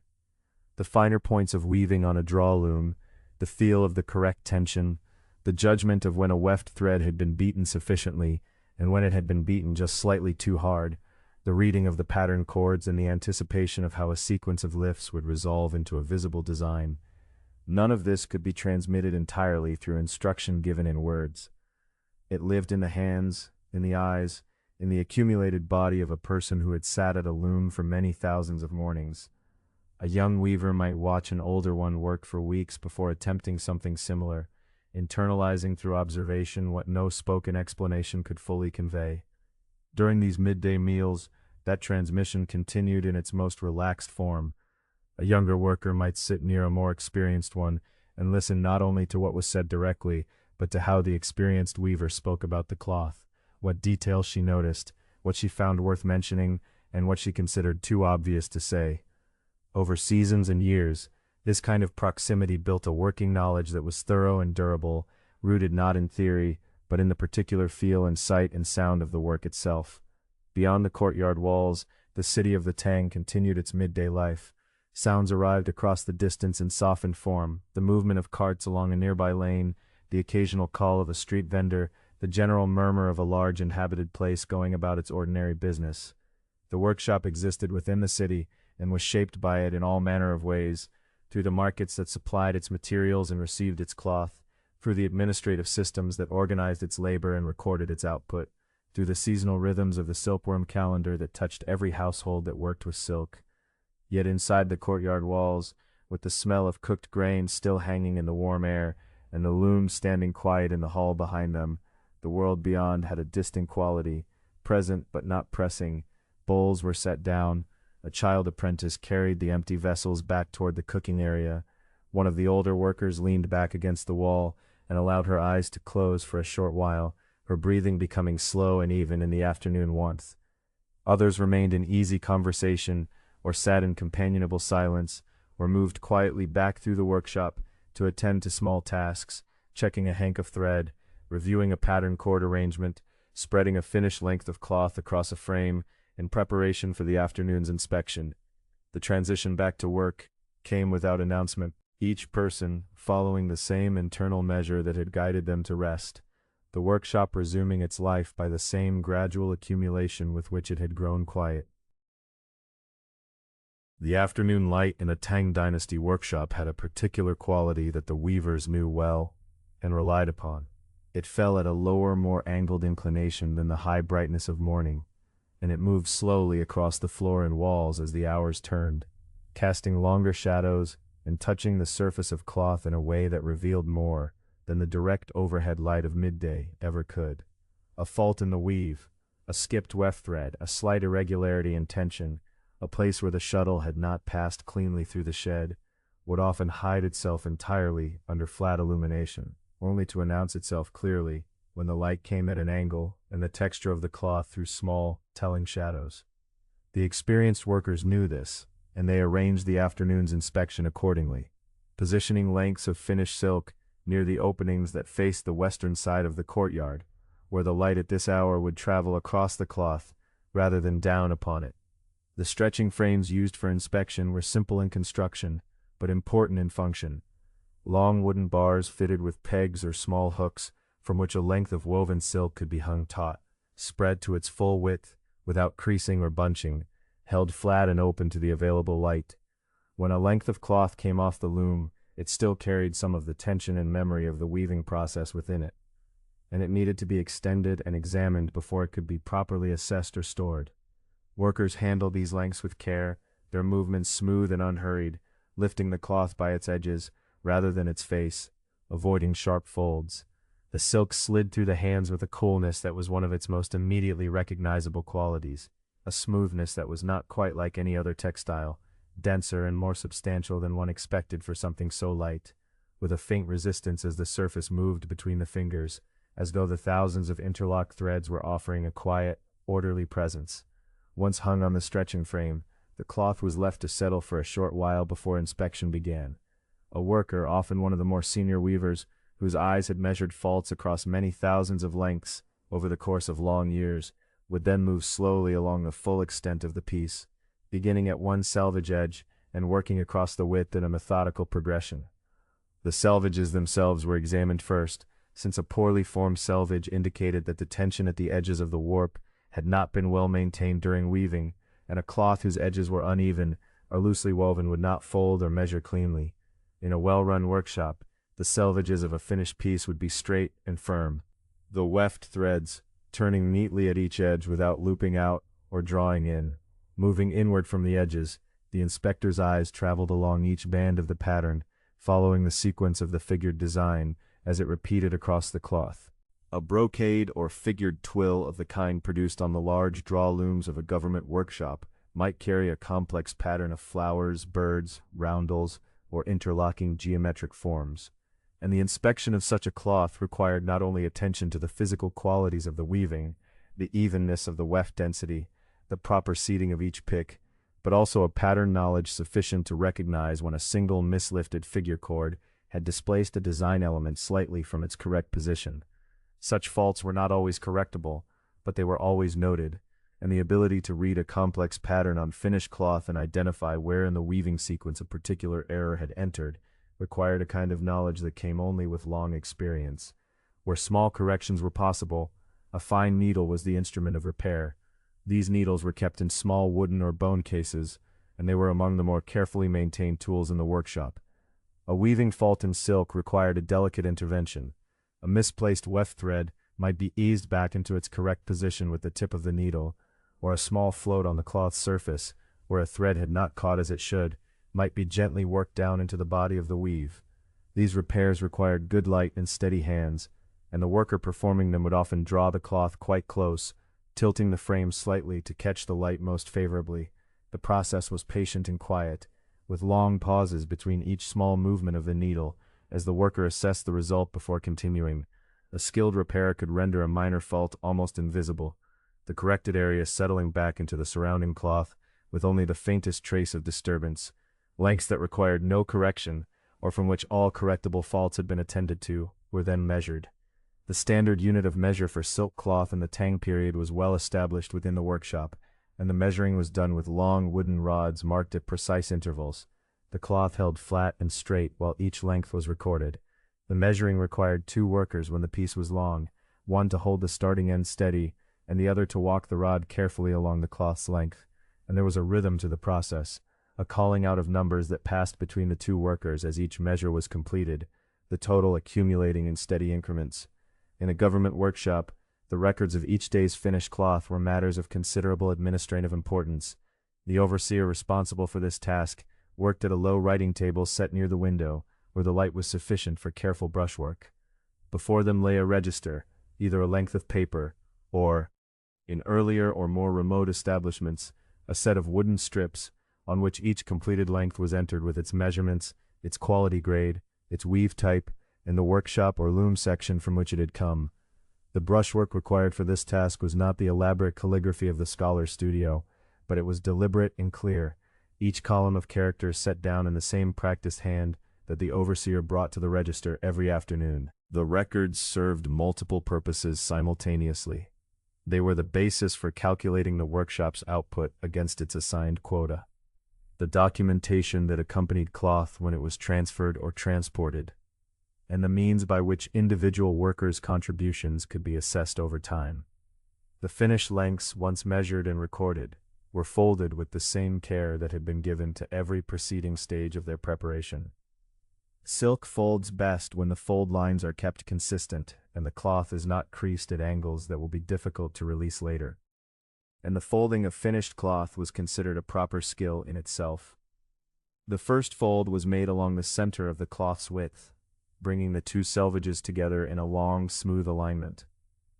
Further folds reduced the length to a manageable size, each one laid down evenly, the layers pressed lightly together without force. The completed parcel of folded cloth had a neat, compact solidity to it, the edges aligned and the surface smooth, and it was set on the storage shelves or in the lacquered storage chests with the same quiet attention that had accompanied every earlier moment in its making. The afternoon moved through these tasks in a steady progression, the light shifting slowly as the western sky brightened toward its later warmth. The workshop filled with the soft sounds of cloth moving across wooden frames, the occasional quiet exchange between workers comparing a measurement or discussing a fault, the small persistent sound of a needle being drawn through silk. The figured cloth on the inspection frames caught the changing light and returned it altered, the raised areas of the pattern holding a slightly different sheen from the ground weave, the whole surface alive with a gentle movement that was not the cloth itself moving but only the light across it, shifting in its slow, unhurried way toward the close of the afternoon. Not all silk that came from the workshops of the Tang period was of a single kind. Within the same compound, on looms that differed from one another in their arrangement and complexity, weavers produced fabrics whose natures were as distinct as the seasons themselves. Cloth that carried weight and stiffness, and a surface broken by the proud relief of patterning. Cloth that lay smooth and reversible with a sheen that seemed to come from within the thread itself, and cloth so open and fine that it moved like the surface of still water disturbed by the faintest breath of air. These different silks served different purposes, draped differently on the body, caught the light differently in a room, and demanded from the weaver different kinds of attention and skill. The afternoon's quieter pace allowed the mind to rest on these distinctions, to consider them with the same unhurried care that the cloth itself had required in its making. The richest and most substantial of these fabrics was brocade, known for the stiffness that distinguished it immediately from plainer silks. A length of brocade had a certain presence when lifted from a shelf. It did not fall readily into soft folds, but held its own shape. The supplementary weft threads that created its pattern, adding density and body to the ground weave beneath. These supplementary wefts were threads of color or of metallic wrapping that traveled across the surface of the cloth only where the pattern called for them, floating over groups of warp threads in the areas where the design required them to show, and passing to the back of the fabric where they were not needed. The effect, seen on the surface of the finished cloth, was of color and texture standing slightly proud, phoenixes or scrolling flowers rendered in silk threads of a contrasting hue, the background receding behind them, the whole surface reading as a kind of relief when held in good light. The preparation of brocade required careful thought before the first thread was laid. The supplementary weft, because it was additional to the structural threads of the cloth, had to be planned with precision, its passage through the shed controlled by the pattern information recorded in the cords and cards that the draw loom assistant worked from.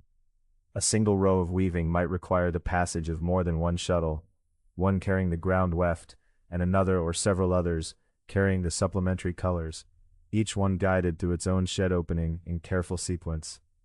The beating of each weft into place required a steady hand, so that the supplementary threads lay evenly without puckering the ground. Workers who had long experience with brocade developed a particular economy of motion, their movements through the sequence of sheds and shuttles becoming almost meditative in their repetition. The complexity of the cloth absorbed into the rhythm of the body. Damask was quieter in its effects, but no less demanding in its making. Where brocade announced itself through raised color and visible supplementary thread, damask achieved its patterning through the organization of the weave itself, through the arrangement of warp-faced and weft-faced areas in the same cloth, using thread of a single color, so that the pattern emerged as a play of sheen against matte. A warp-faced area of the weave caught the light from one angle, the threads lying on the surface smooth and reflective. A weft-faced area beside it absorbed the light differently, presenting a slightly duller surface to the eye. The design therefore appeared and disappeared as the cloth was moved or as the viewer shifted, the pattern never quite fixed, always dependent on the relationship between light and the orientation of the threads. This reversibility was one of damask's particular qualities. A length of damask could be turned over, and the pattern read on the other side with equal clarity, though with the sheen and matte areas exchanged. What had been raised and bright on one face was recessed and quieter on the other, and the whole design remained legible and complete. This made damask a fabric of subtle versatility, its patterning never insistent but always present, shifting with the wearer's movement and the changing of the light through the hours of the day. The loom on which damask was woven required precise heddle arrangements to control the order in which warp threads were raised, and the reading of the pattern through the draw loom cords had to be conducted with the same care as for brocade, though the visual result was wholly different in character. Workers who moved between brocade and damask work were attentive to the different logic of each, the way one fabric built pattern through addition and the other through organization, the way each made its own kind of demand on concentration. Gauze stood apart from both of these in almost every quality. Where brocade was heavy and structured, and damask was smooth and dense, gauze was openness itself, a fabric whose warp threads were twisted around one another in pairs as the weaving progressed, creating a leno structure in which the spaces between threads were part of the fabric's nature, rather than a defect to be avoided.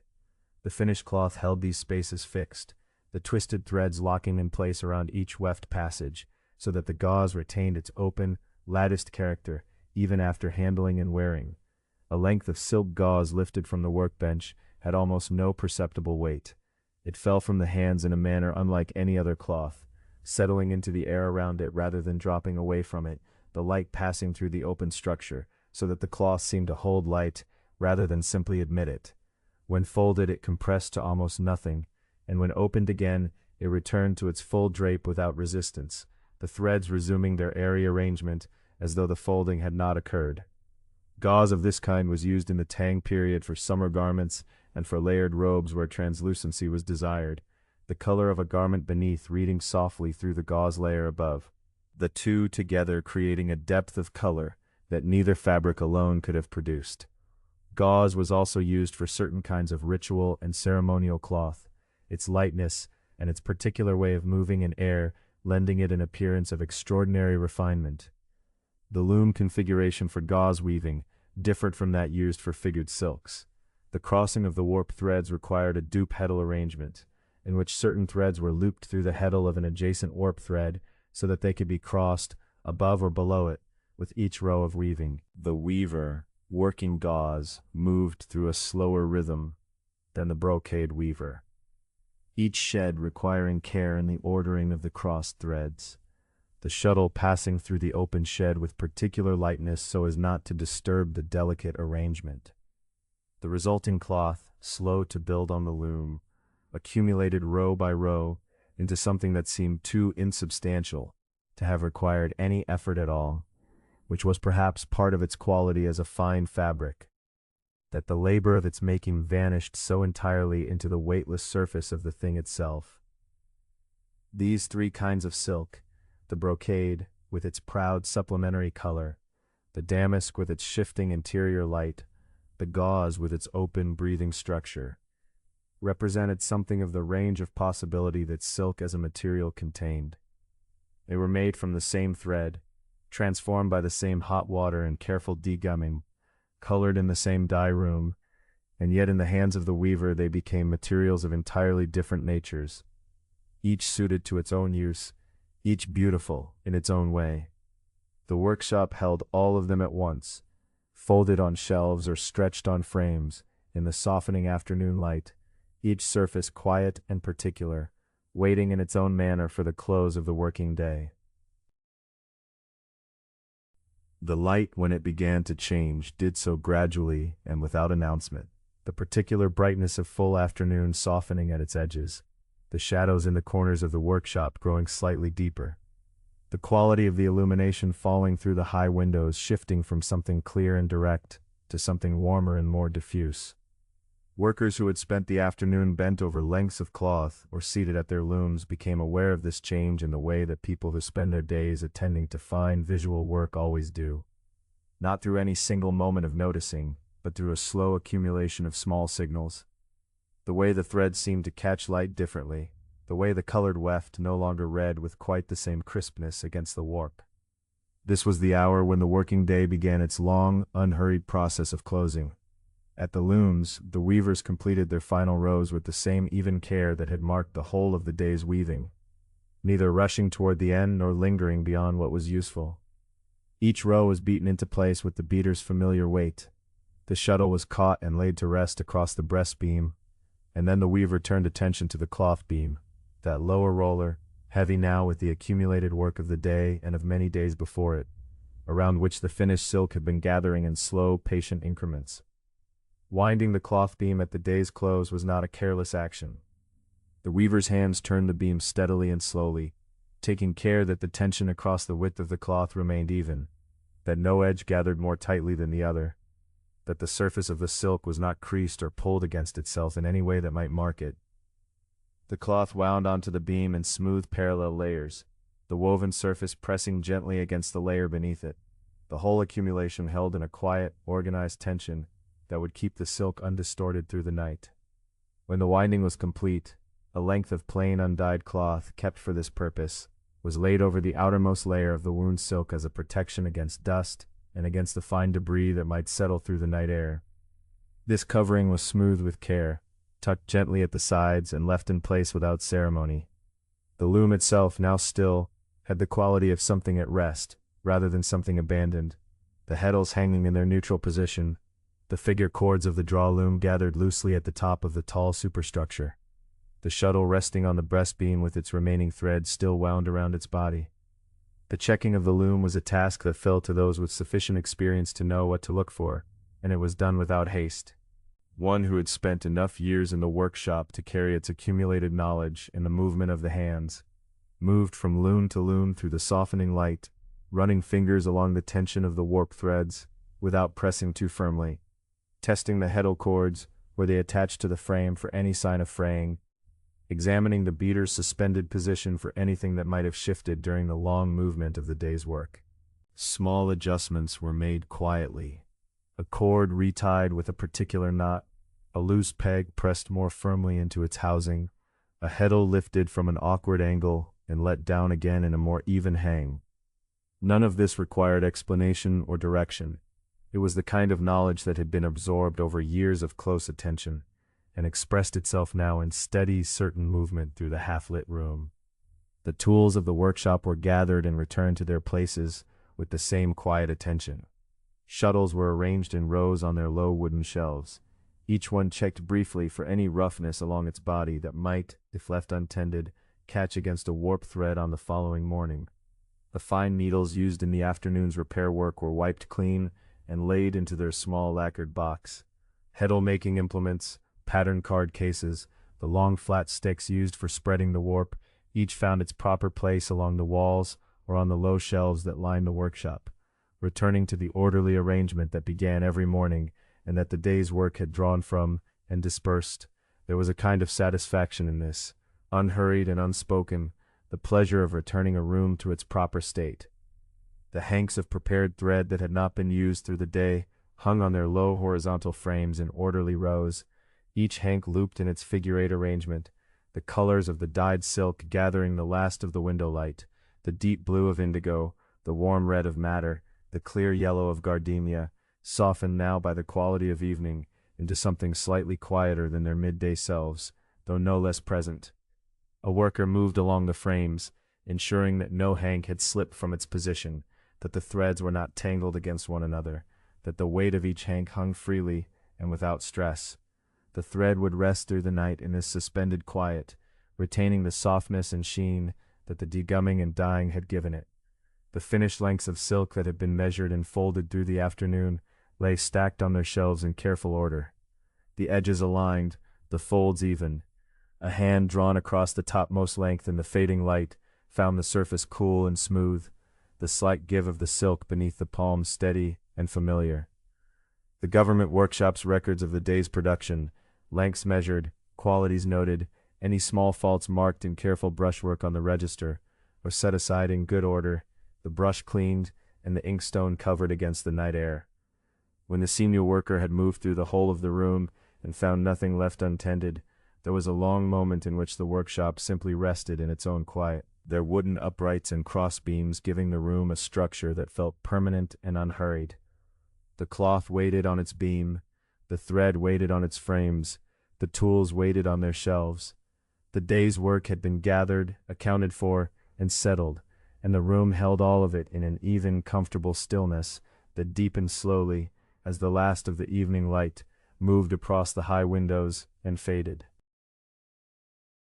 The lamp near the doorway was the last to be extinguished, and when it went out, the darkness that settled into the workshop was not sudden or harsh, but gradual and full. The way darkness comes when the eyes have been given time to follow the fading of the light through its slow degrees.